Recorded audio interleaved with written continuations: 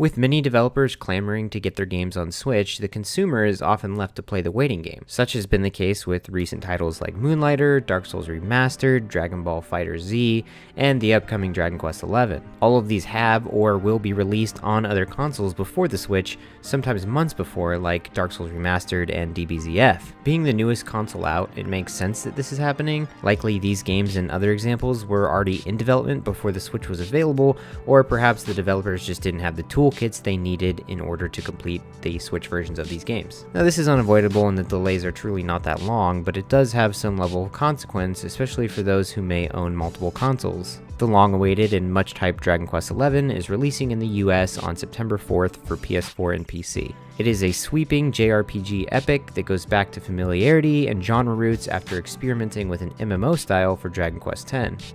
Using the tagline Echoes of an Elusive Age, it harkens back to what made the DQ games a defining presence in the fantasy RPG niche. It has sold over 3 million copies in Japan this far and is expected to make a pretty big splash in the Western market.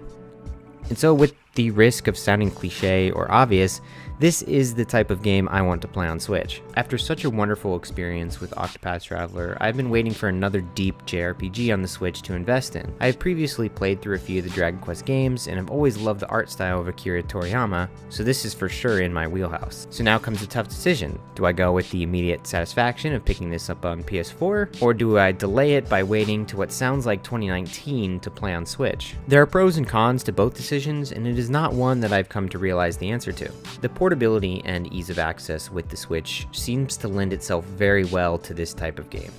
Maybe it's because I grew up playing most RPGs on a portable system that I feel this way, but to me, when I think of like a deep JRPG like this, I just think of portability.